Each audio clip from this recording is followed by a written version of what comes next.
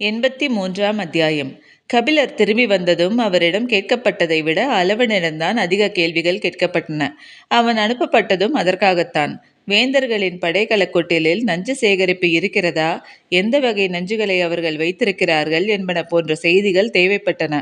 அதனால்தான் கபிலருக்கு உதவியாளனாக அளவனை அனுப்பி வைத்தான் தேக்கன். அளவனின் வேலையை எதிரிகளே பாதியாக குறைத்தனர். கபிலரை அழைத்துச் செல்லும் போதே ஆயுத சேகரிப்பு இடங்களான படைக்கல கொட்டில்கள் 3 வழியாகத்தான் சாகலைவன் அழைத்துச் சென்றான். வேந்தர்களின் போர் ஆயுதங்கள் வைக்கப்பட்டிருக்கும் இடம் எவ்வளவு பெரியதாக இருக்கிறது என்பதை காட்டும் உத்தியாக அவ்வாறு செய்தார்கள். ஆனால் அதுவே அளவனின் வேலையை குறைத்தது.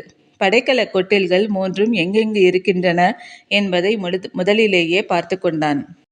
பிறகு பேச்சுவார்த்தை நடத்தும்போது நீ வெளியில் இரு என கபிலர் சொன்னதும் வெளியில் வந்த அளவன் 3 இடங்களையும் போய் பார்த்தான். அவன் பார்க்க நினைக்கும் இடங்களுக்கு வீரர்களை அழைத்துச் சென்றனர். வேந்தர்களின் கூடாரத்துக்குள்ளிருந்து வெளியேறி வந்து கேட்டதால் அரச உத்தரவு என நினைத்து தங்கு தடையின்றி அழைத்துச் சென்றனர். அளவன் சிறியவனாக இருந்ததால் அவனை அழைத்துச் சென்றனர். அளவன் நீண்ட நேரம் சுற்றினான். நஞ்சின் வாடையை காற்றை நுகர்ந்தே கண்டறியும் உயிரினங்கள் உண்டு. நஞ்சின் குணமேறிய காற்றுப்பட்டவுடன் வண்டுகள் குழறி ஒலிக்கும். அன்றிற்புல் மயக்கமெய்யும். காடை மயிர் சிலிர்க்கும். மயிலோ நிலை பிழந்து துள்ளும். இவற்றைப் போலவே நஞ்சின் வாடையை நுகர்ந்தறியும் ஆற்றல் கொண்டவர்கள் நாகக்குடியினர். ஆனால் துள்ளுவது, சிலிர்ப்பது, மயங்குவது என எந்த விதத்திலும் வெளிக்காட்டி கொள்ளாதவர்கள். சிறுவன் எல்லா இடங்களையும் சுற்றி பார்த்து திரிகிறான் என உடனிருந்த காவல் வீரர்கள் நினைத்தனர். ஆனால் அவனோ காற்றில் கலந்திருக்கும் நஞ்சை நிதானமாக நுகர்ந்து ஆய்ந்து கொண்டிருந்தான். போய் வந்ததும் முரியன் ஆசான் அவனை அழைத்து போய்விட்டார். 6ஆம் குகைக்குள் மருத்துவர்கள் புடைசூழ அளவன் அமர்த்தப்பட்டான். எந்த வகையான நஞ்சுகள் அவர்களின் சேமிப்பில் இருக்கின்றன என அவன் பட்டியலிட்ட போது அனைவரும் வாயடைத்து போயினர். இவ்வளவையும் மனிதர்கள் மீது செலுத்த அவர்கள் ஆயத்த நிலையில் வைத்திருக்கிறார்கள் என்பது கேள்விப்படவே பேரதிர்ச்சியாக இருந்தது. இவற்றை சேகரிக்கவும் உருவாக்கவும் ஆண்டுகள் பல ஆயிருக்க வேண்டும். நஞ்சை சேகரித்தல் எளிதன்று. மருத்துவ அறிவு எங்கு செழிப்புற்று இருக்கிறதோ அங்குதான் நஞ்சை கையாளும் முறையும் சேகரிக்கும் முறையையும் சிறப்புற்று இருக்கும். தாழை மலரின் மனம் கொண்ட நாகத்தின் நஞ்சும் புளியம்பூ மனம் கொண்ட விரியனின் நஞ்சும் மிக அதிக அளவில் இருந்தன சேரனின் படைக்கல கொட்டிலில். புகை நாற்றம் கொண்ட கந்தக நஞ்சு பாண்டியனின் கொட்டிலும், நுகர்ந்தவுடனே மார்பு எரிச்சலை உருவாக்கிய பற்பத்தாலான நஞ்சு சோழனின் கொட்டிலும் பாதுகாக்கப்பட்டிருப்பதை அளவன் விரிவாக சொன்னான். இந்த வகை நஞ்சுகளை எந்த ஆயுதங்களுடனேயும் பயன்படுத்த வாய்ப்புண்டு. இதனால் நமது வீரர்கள் தாக்குண்டால் களத்துக்குள்ளேயே செய்து கொள்ள வேண்டிய மருத்துவம் என்ன? களம் விட்டு வெளியில் கொண்டு வரும் வரை தாக்கப்பட்டவருக்கு உயிர் நிலைக்குமா? அதற்கு என்ன வழி? மருத்துவ சாலைகளை இவ்வளவு உயரத்தில் இரளிமேட்டிலே அமைத்துள்ளது எந்த வகையில் பயன்படும்? நாகக்கரனின் கீழே உடனடி மருத்துவத்துக்கு வகை செய்யும் ஏற்பாட்டை செய்ய வேண்டுமா என்று உரையாடல் தொடர்ந்தது. அளவன் கண்டறிந்து சொன்ன செய்திக்கு பிறகு நஞ்சு முறையை சேகரிக்கும் பணிக்கு முன்னுரிமை கொடுக்கப்பட்டது. முன்னுரிமை கொடுக்கப்பட வேண்டிய பணி எது என்பது மையூர்கிழாருக்கு பெருங்குழப்பமாகவே இருந்தது. பாண்டிய பெருவேந்தனின் மனங்கோணாமல் நடப்பதுதான் அவருக்கு இருக்கும் முன்னுரிமை. ஆனால் என்று மூஞ்சல் நகர் அமைக்கப்பட்டு பாதுகாப்பு அரண் உருவாக்கப்பட்டதோ அன்றிலிருந்து இன்று வரை அவரால் மூஞ்சல் நகருக்குள் செல்ல முடியவில்லை. வேந்தர்களுக்கான எல்லா தேவைகளையும் நிறைவு செய்ய போதுமான நிர்வாக ஏற்பாட்டுடனேயே அவர்கள் உள்ளனர். அமைச்சர் முசுகுந்தர் மூலமே செய்தியை அவ்வப்போது பரிமாறிக்கொண்டார். இளவரசி வந்துள்ள செய்தியை முசுகுந்தரிடம் தெரிவித்தார். அதேபோல போர்க்களத்தை விட்டு சற்று தொலைவில் தனித்த குடிலொன்றில் தங்கியுள்ள திசைவேழரை பற்றிய செய்திகளையும் அவ்வப்போது சொல்லி வந்தார்.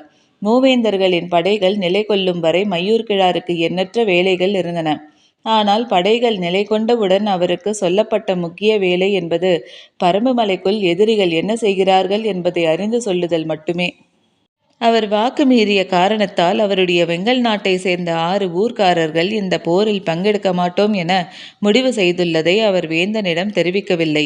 அது அவர் மீதான மதிப்பை குறைத்துவிடும் என நினைத்தார். ஆனால் இந்த செய்தியை என்று இவன் சொல்கிறான் பார்ப்போம் என காத்திருந்தார் குலசேகர பாண்டியன். ஒற்றாடல் என்பது பெருங்கலையாக வேந்தர்களால் வளர்த்தெடுக்கப்பட்டிருந்தது. வெங்கல் நாட்டு நிர்வாகத்துக்குள் என்னென்ன நடக்கின்றது என்பதை அறிந்து சொல்ல ஒற்றற்படை தலைவன் ஒருவனின் கீழ் ஒரு குழு இருக்கிறது. அவர்களை பொறுத்தவரை மையூர்கிழார், பொற்சுவை, திசைவேடர் எல்லோரும் கண்காணிக்கப்பட வேண்டியவர்களே.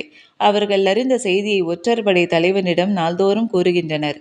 அவனோ தனக்கு மேலிருக்கும் பொறுப்பாளனிடம் கூறுகிறான். அவனைப் போல் எத்தனை பேர் ஒற்றர் படையில் இருக்கிறார்கள் என்பதை குலசேகர பாண்டியன் மட்டுமே அறிவார். குலசேகர பாண்டியன் அமைந்துள்ள ஒற்றர் படை இணையற்ற செயல்பாட்டு திறனை கொண்டிருந்தது.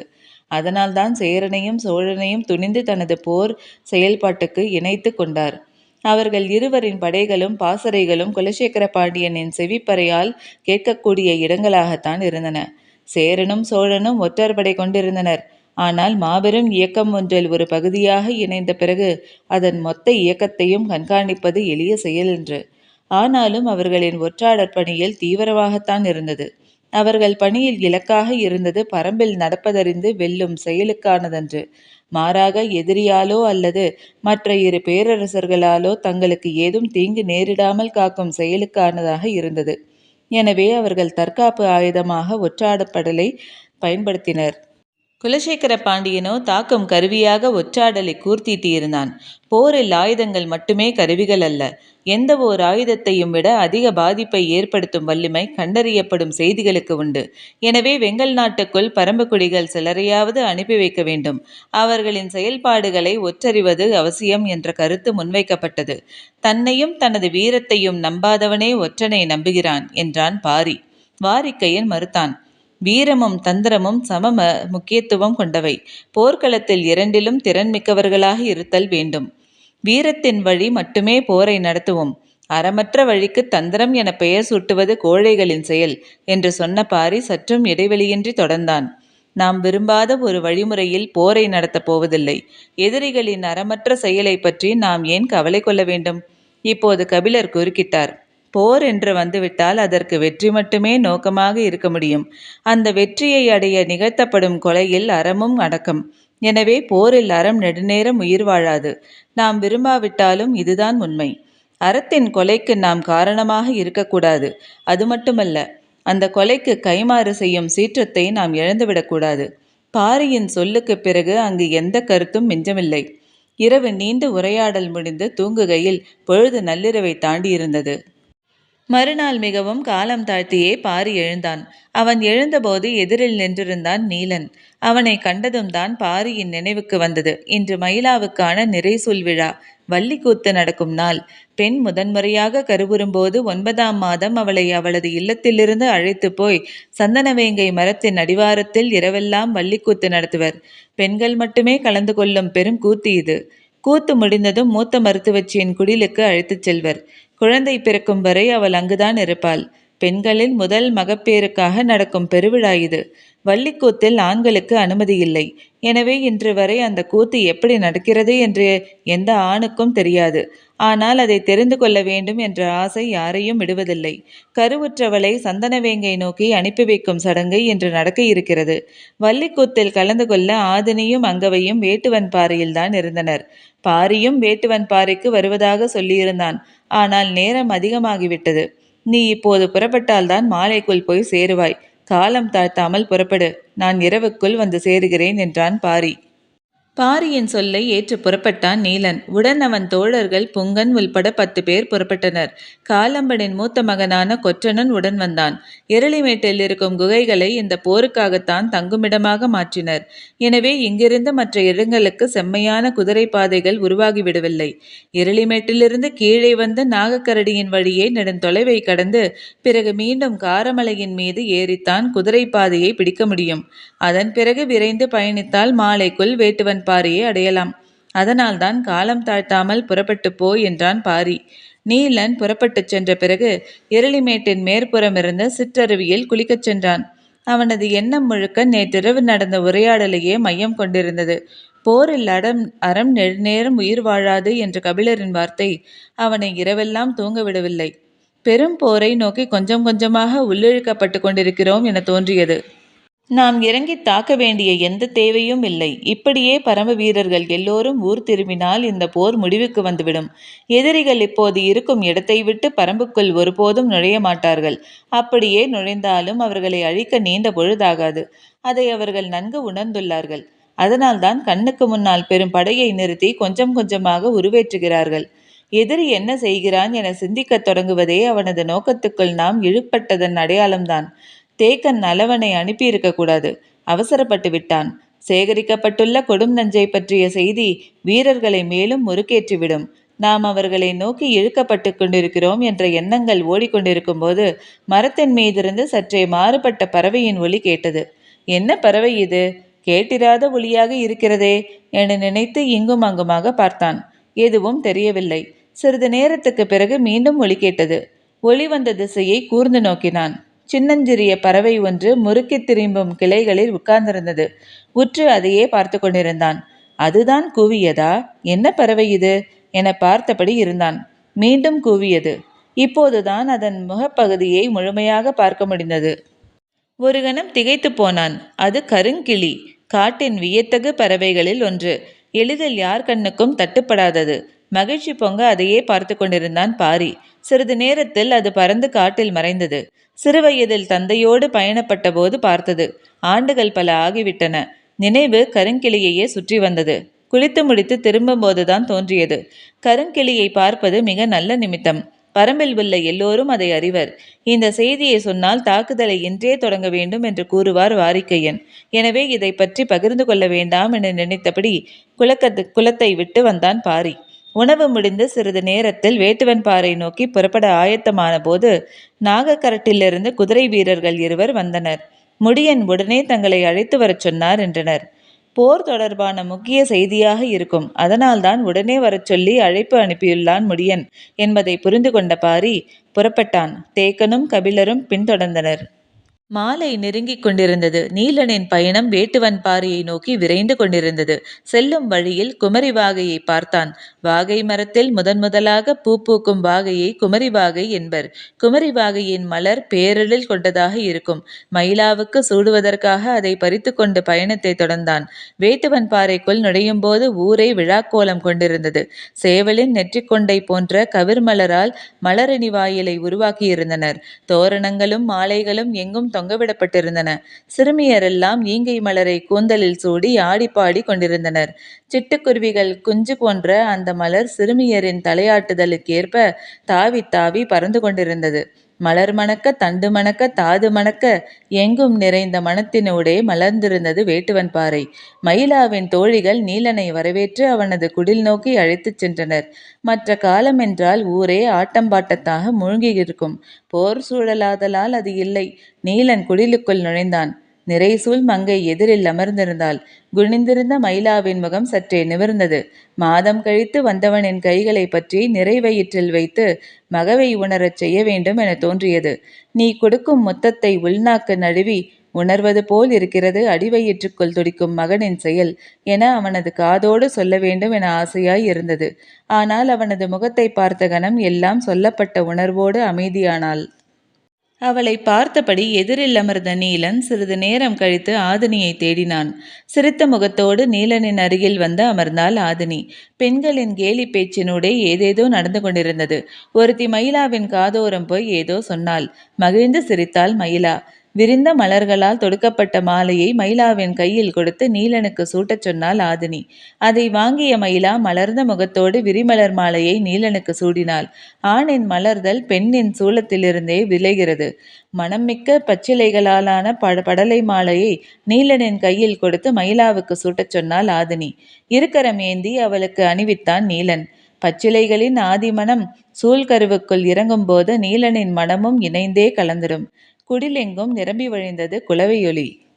ஆதினி நீலனிடம் சொன்னாள், நீ கொண்டு வந்த பூவை இப்போது அவளுக்கு சூட்டு.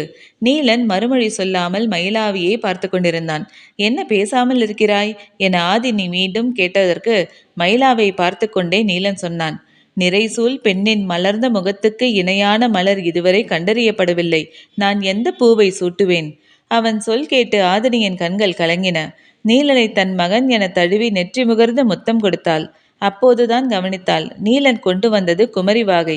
வாகை பூவையா பறித்து வந்தாய்? வாகை கொற்றவை குடிகொள்ளும் மரமல்லவா? இந்த போர்க்காலத்தில் போர் தெய்வத்தின் பூக்கள் உன்னிடமே இருக்கட்டும், அவை உனக்கானவை என்றாள். நிறைந்திருந்த ஓசையின் நடுவே அவர்கள் பேசுவதை கேட்டுக்கொண்டிருந்த தோழி ஒருத்தி நீலனை பார்த்து சத்தம் போட்டு சொன்னாள், உனக்குரியது வாகை மலர்தான், காந்தல் மலர் அல்ல. அதனால்தான் உன் வீட்டை அலங்கரிக்க காந்தல் மலரை பயன்படுத்தவில்லை. அதற்கான தகுதி உனக்கில்லை என்றாள். அவள் சொன்னதை கேட்டு வீடு வெடிப்பதைப் போல பெண்கள் சிரித்தனர்.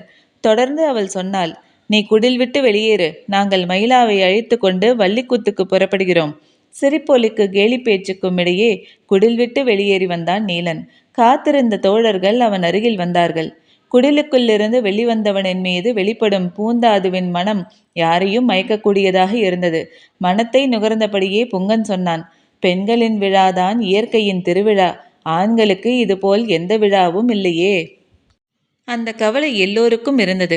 நீலனுக்கு கூடுதலாக ஒரு கவலை இருந்தது. ஏன் இந்த விழாவில் காந்தல் மலர் பயன்படுத்தவில்லை? தனக்கு அந்த தகுதி ஏன் இல்லை என தெரிந்து கொள்ள வேண்டுமென்று அங்குமிங்குமாக விசாரித்தான். மயிலாவின் காதோரம் கேலி பேசி சிரித்த தோழி வெளியில் வந்தபோது அவளிடமே கேட்டான் நீலன். அவள் சொன்னாள், காந்தல் மலர் மலரும் வரை தேனியோ வண்டோ காத்திருக்காது. கிண்டி மலர செய்து தேன் பருகும். ஆனால் நீ அப்படியல்ல, பொறுமை காத்திருக்கிறாய். மணமான பிறகுதான் மகவை பெற்றுள்ளாய். எனவே உனக்கு காந்தல் மலரை சூடும் தகுதியில்லை என சொல்லியபடி சிரித்து கொண்டே ஓடினாள். நீலனுக்கு என்ன சொல்வதென்றே தெரியவில்லை. நான் அப்படியல்ல என்று சொல்வதா, அப்படித்தான் என்று சொல்வதா, புரியாத குழப்பத்தில் நின்றான். நேரமாகிக் கொண்டிருந்தது. வள்ளிக்கூத்துக்கான ஏற்பாடுகள் தீவிரமாகின. நீலன் தலைமையில் வந்த 10 இளைஞர்களும் ஊரில் இருந்த கிழவர்கள் 12வருமாக 22 ஆண்களும் ஏக்கத்தோடு பார்த்திருக்க மயிலாவை அழைத்து கொண்டு புறப்பட ஆயத்தமாகினார் பெண்கள்.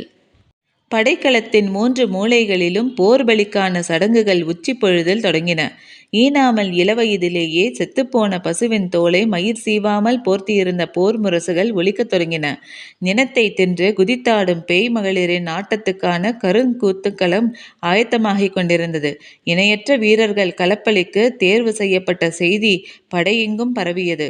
கொப்பளிக்கும் குருதி போல் வீர உணர்ச்சி பெருக்கெடுக்க ஆயுதங்கள் ஒன்றுடன் ஒன்று உரசி பேரொலியை எழுப்பினர். சடங்குகள் தொடங்குவதற்கான நேரம் நெருங்கிக் கொண்டிருந்தது. முரசுகளின் ஓசை சீரான வேகத்தில் கொஞ்சம் கொஞ்சமாக கூடத் தொடங்கியது. முரசு அதிரும் ஓசைகள் ஆங்காங்கே கேட்பதறிந்த முடியன் எதிரிப்படையில் ஏதோ நடக்கிறது என நினைத்து பாரியை அழைத்து வரச் சொல்லி வீரர்களை அனுப்பி வைத்தான். பாரியும் தேக்கனும் கபிலரும் நாகக்கரடுக்கு வந்து சேர்ந்தனர். படைகளின் 3 திசைகளிலும் 3 பழிச்சாலைகள் சடங்குகள் தொடங்கின. ஆனால் முக்கிய சடங்கு மூஞ்சலில் நடக்கவிருந்தது. அது பகலில் மறைவுக்கு பிறகுதான் தொடங்கவிருந்தது. ஆனால் மற்ற இடங்களில் பலிச்சடங்குகள் நண்பகலிருந்தே தொடங்கின. பூசகர்கள் மலர்களையும் கனிகளையும் கொண்டு வந்து குடுவை நீரை தெளித்து தீமூட்டி சடங்குகளை தொடங்கினர். சடங்குகளின் ஓசை, முரசுகளின் பேரொளி, பேய்மகளிரின் கூத்தாட்டம் எல்லாம் நேரமாக கூடியபடி இருந்தன. பொழுது மறைய தொடங்கும் போது பலிச்சடங்கு உச்சம் கொள்ளத் தொடங்கியது.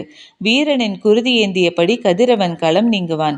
அவனது தாகம் நீக்கப்பட்டதன் கைமாறாக போர்க்களத்தில் தனது ஒளி படர்ந்திருக்கும் ஒரு பகல் பொழுதில் வெற்றியை தருவான். அதற்குத்தான் இந்த பலி சடங்கு நடக்கிறது. கதிரவனின் தாகம் நீக்க பேரொளி கொண்ட சடங்கு நடக்கும்போது இதற்கு தொடர்பில்லாத இன்னொரு சடங்குக்கான மூஞ்சல் ஆயத்தமாகிக் கொண்டிருந்தது. அது எச்சினிக்கான சடங்கு. பேராற்றலை கொண்ட அழவின் தேவதை எச்சினி. மலையென குவிக்கப்பட்ட வீரர்களின் உடல்களைக் கண்டும் தாகம் தணியாதவள். மனித பிணங்களையே புணர்ந்து மகிழ்பவள். அவளை இறைஞ்சி அழைக்கும் சடங்கு தொடங்கிய மூஞ்சலில் நிலமெங்கும் இருள் கவிழ்ந்தது. சடங்குக்கான மலர்களாலும் குருதி பிசைந்த தினைமாவாலும் நார் சதரமிடப்பட்ட நிலம் நோக்கி அதை அழைத்து வந்து கொண்டிருந்தனர். பேய்முரசு முழங்கியது. வீரர்களே அஞ்சி நடங்கும் பேரோசை இரவெங்கும் பரவியது.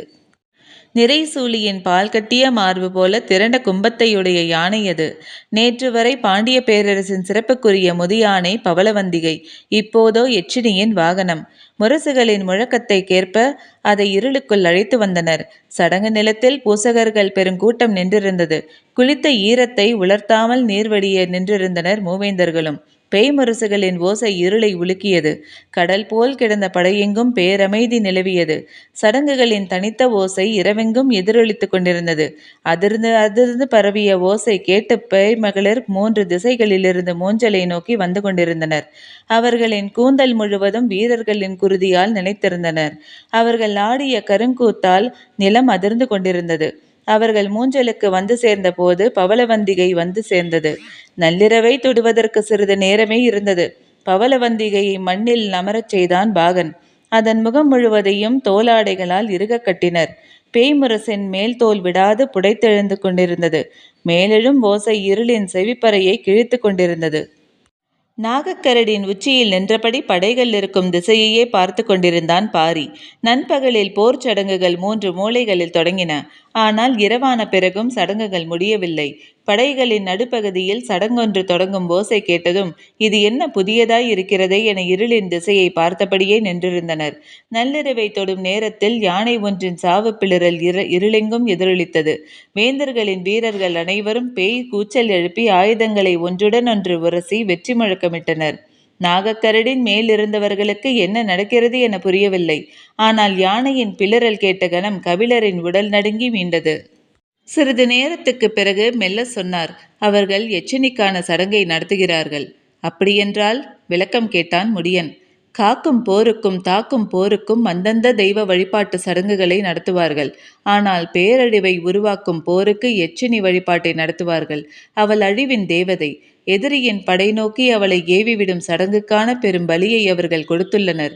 எல்லோரும் அமைதியாக கேட்டுக்கொண்டிருக்க கபிலர் சொன்னார், அவர்கள் தாக்குதலை தொடங்கப் போகிறார்கள். இத்துடன் அத்தியாயம் முடிவடைந்தது. நன்றி.